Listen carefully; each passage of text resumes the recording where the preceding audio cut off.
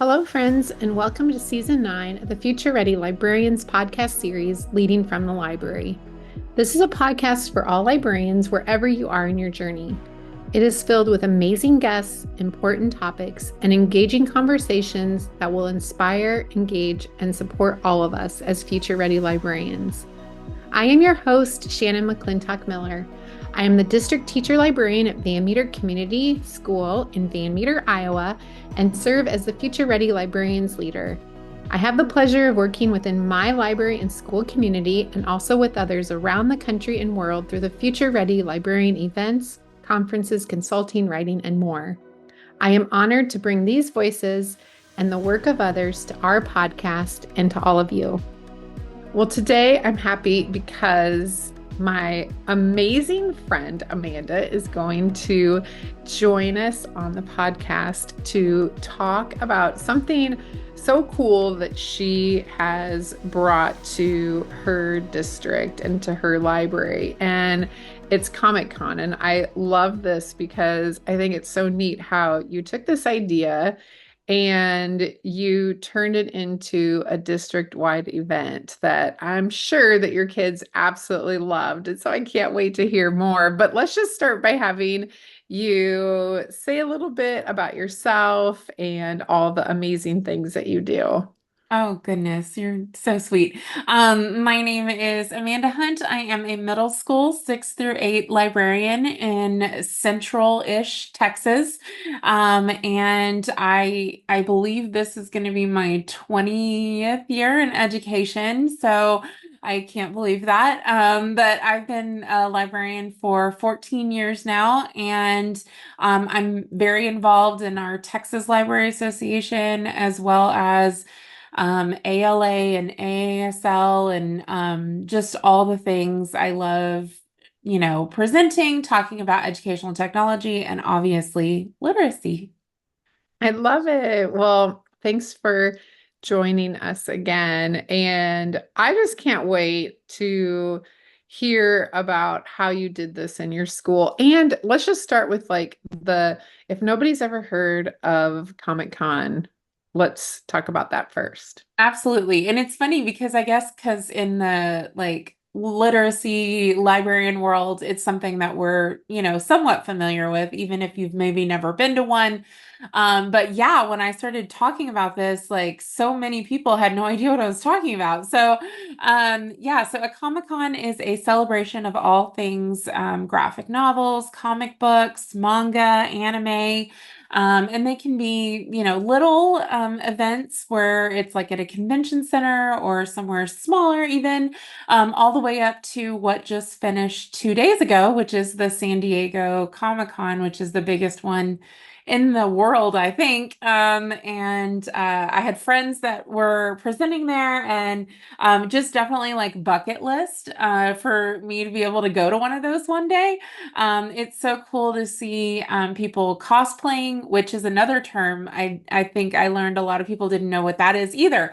And if you cosplay, it's dressing up like a character from a graphic novel or a TV show or an anime, a manga, anything like that. And sometimes there's like a judging, and I wanted to bring all of these elements from authors to characters and books into my school because graphic novels are the number one genre or format checked out in my library. I don't know about yours, Shannon, but definitely Yeah. very popular. Yes. Yeah, so Very. I was noticing that the circulation was like through the roof with my graphic novel section, and I have served as a member and the chair of the Texas Maverick graphic novel reading list.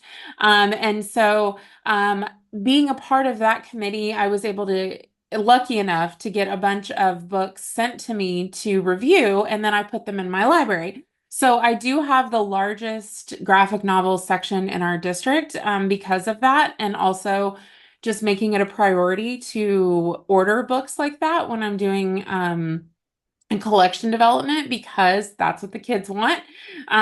So I noticed like we had such a big, checkout in this area, and have been for years. Whenever I do my collection report at the end of the year and do my stats, it's always like Diary of a Wimpy Kid and graphic novels, right? Because kids like illustrated books, they like to read in that format, and it's a great gateway into novels. And so I always try to support that with my kids. And I was just thinking, what can I do to support these students even more?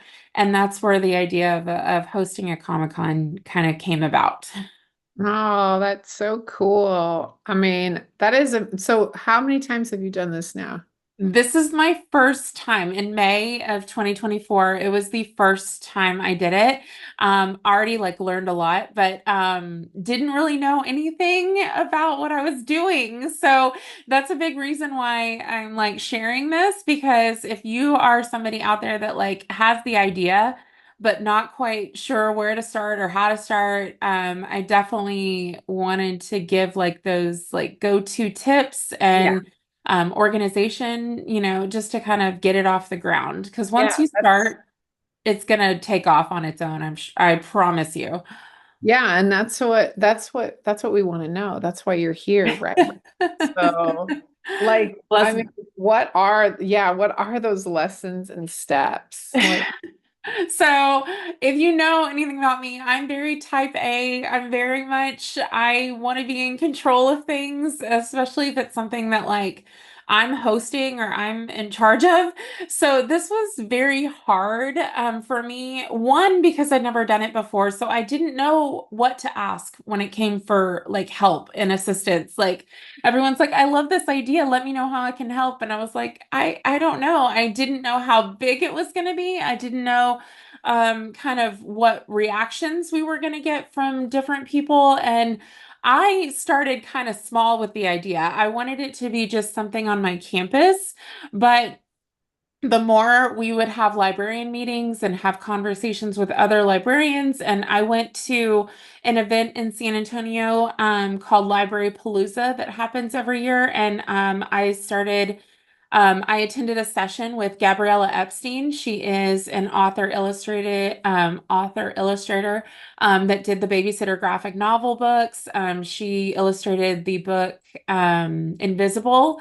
And so very popular books that are always off the shelf in my library. And I thought, she lives in Austin. I want to bring her here. And so I suggested the idea. She was so great and so sweet and did it, for free and said yes, she would come.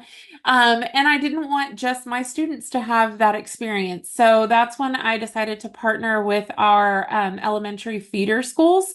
And there are four. One is so big, it's the size of the other three, and then the other three are like smaller. So it was a big group of kids, and I wanted to invite the fifth graders mainly because our fifth graders had just had their tour of the middle school. And I know several of the incoming kids' parents, and they were messaging me saying, my kid is really scared to come to middle school. And I'd never really heard that before. I'd heard nervous, I'd heard anxious, but like they were saying, like the building was scary to them, the teacher, people were scary. And I was like, oh my gosh, that is like the last thing we want our kids to feel, right? And so, I wanted to create that bridge between elementary and middle school and have them have like a good positive experience before they even started being a student on our campus.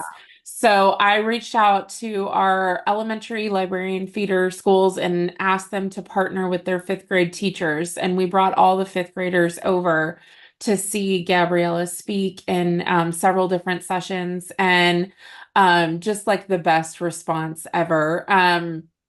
So I also invited Adriana Cuevas. She wrote Total Eclipse of Nestor Lopez, and she lives close in my area, as well as Gume Laurel.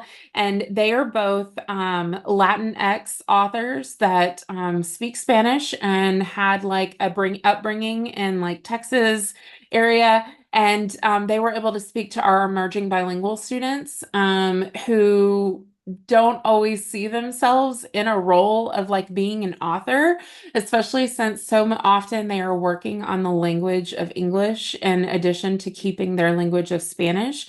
In Texas, our emerging bilingual is like 99.9% Spanish speaking at my particular campus. And so I wanted them to see positive role models in that field. So that was just another a way that I was able to bring in authors and have it be a meaningful experience that was intentional with what I was trying to get out of that.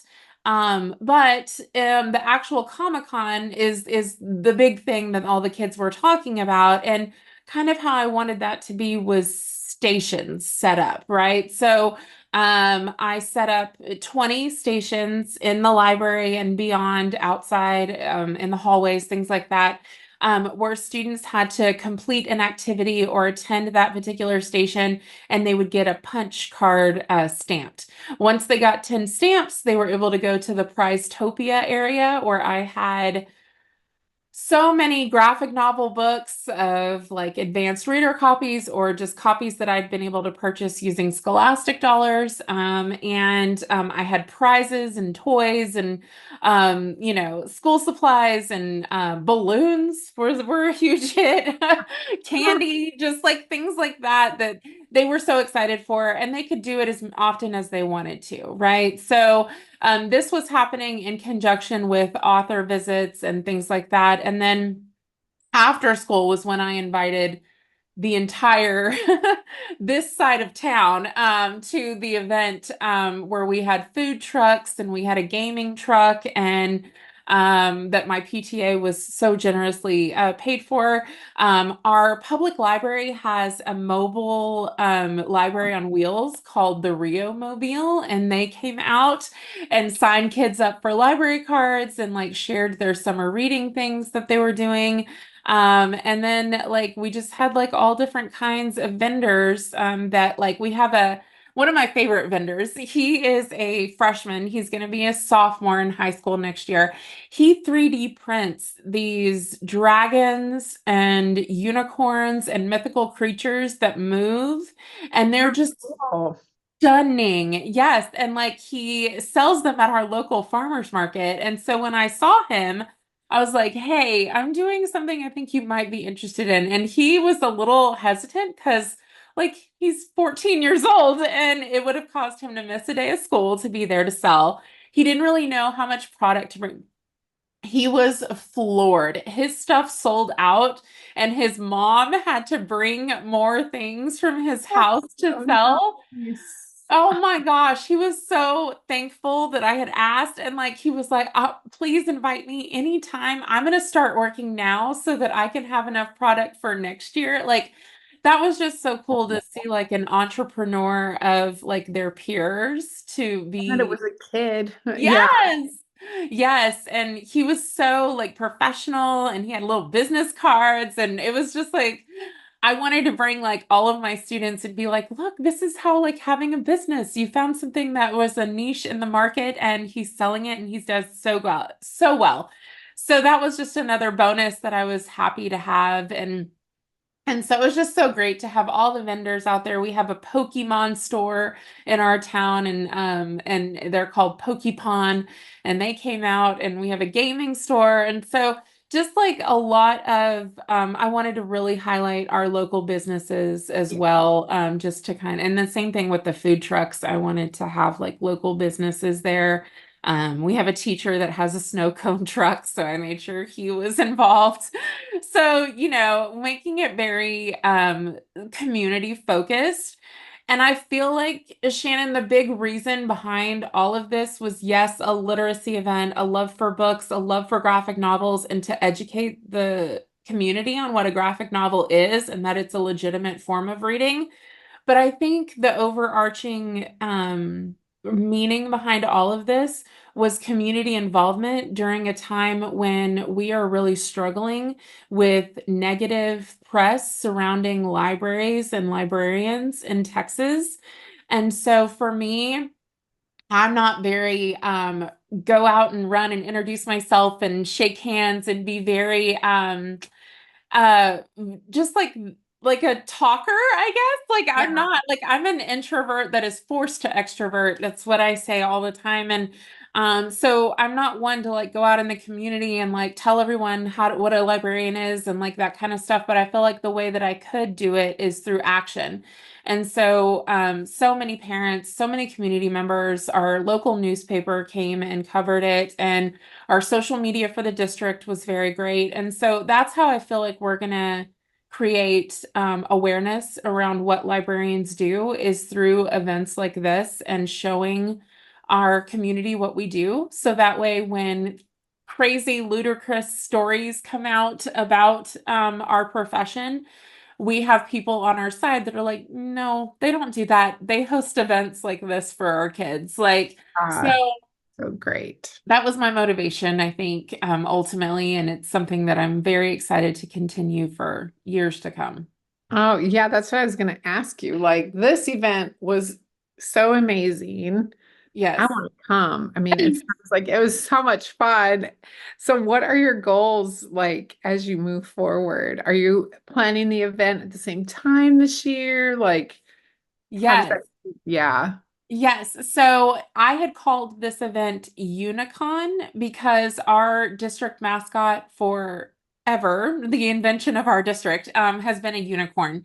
However, starting in 2 days, our district has been split in half because we are growing so big, and the other side are the dragons. And so I want to make sure that we aren't just including half of our town. I feel like already that's going to be a bit of an issue with division, right?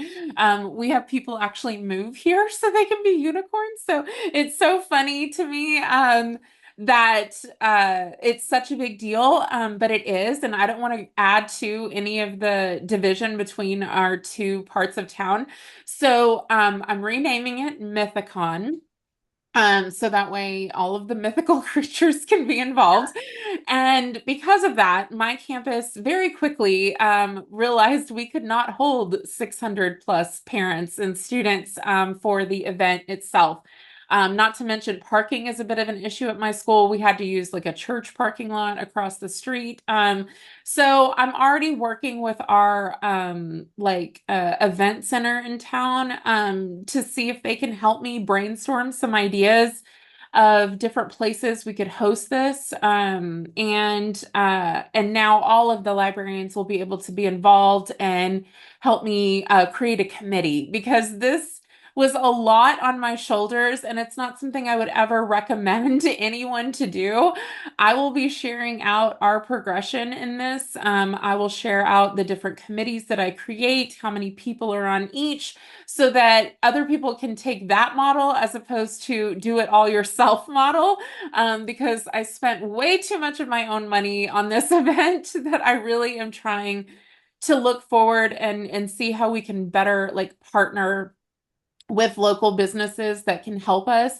I'm really trying to get Jarrett Krashoska to come because he writes picture books. He does the Lunch Lady series for our middle grade readers, and then he has his young adult graphic memoirs that I think would be able to hit all ages of our students in our district. And so definitely trying to make all of that work for my district. But yeah, this is definitely something I could see being a event that we host for years and years. Just got to get all the organizational things in place, which is a something that I do well. Like if I can pick something, let me be the behind the scenes person, and other people can be like the face of it. I love though that I mean like you think about everything you've done, but getting like the other librarians involved and having committees, and I mean you could even have like a kid committee or families or community, or I mean because Yes. then that will not only help you but also it will give everyone ownership of supporting this amazing event. I love. Absolutely. I don't want this to be the Amanda show. Like, definitely want it to be a group effort and something that even after I'm gone, it's able to continue on because I don't see graphic novels going anywhere. In fact, like manga has just jumped out. I mean, it was always like popular, but I feel like it's becoming more and more mainstream through things with like anime shows being featured on Netflix and Amazon. And so because there's more accessibility, there's more kids reading these series. And so I don't see that going anywhere anytime soon. So hopefully it'll be something that they can enjoy forever. I love it. Gosh, you better invite me because I want to come. It You are sounds always invited, Shannon. so much fun. Like, I mean, not only like the whole event, but the boy with the vendor truck and the printing and love it. I love it all. It's so Yes. cool. Well, I am so happy that you came on and told us all about this. I know that you're going to have a lot of questions and people are going to wonder where they can follow you to hear the story, not only to see what you did, but to follow along this year. So tell everybody where they can find you online. Absolutely. So I am at the Next Gen Librarian across all social media. If you go to my website, thenextgenlibrarian.com, under the blog section, you will be able to get all the resources that I used, templates, flyers. I made everything editable so that if you wanted to do something like this in your district, you can use any of that stuff. I love to share all the things. And so I feel like I did the hard work. I want you to reap the benefits. So please reach out if you have any questions about anything and if you need advice, or I'll definitely be continuing to post as I move forward in this journey because it didn't just stop at one. I want to continue to make it better every year. Oh, thank you so much. You're a rock star, my friend. Oh, thank you. You're making Highlighted a my year. difference. Yes, I love thank being on your you. show. I love it. Thank you, Amanda. Thank you. As always, thank you to all of our listeners for joining us for this episode of the Future Ready Librarians podcast series, Leading from the Library. And a very special thank you to our sponsors, Follett Content. You make a difference in our libraries, schools, and within our lives, and that of our students every day. We appreciate everything you do. I hope you can take what you learned in today's podcast and put it to use within your practice as a future-ready librarian. If I can support you in any way, please feel free to reach out to me on X or Instagram at Shannon M. Miller, or to my email at shannonmcclintockmiller@gmail.com. I am always happy to help. Until next time, friends, keep finding ways to lead within and from your library.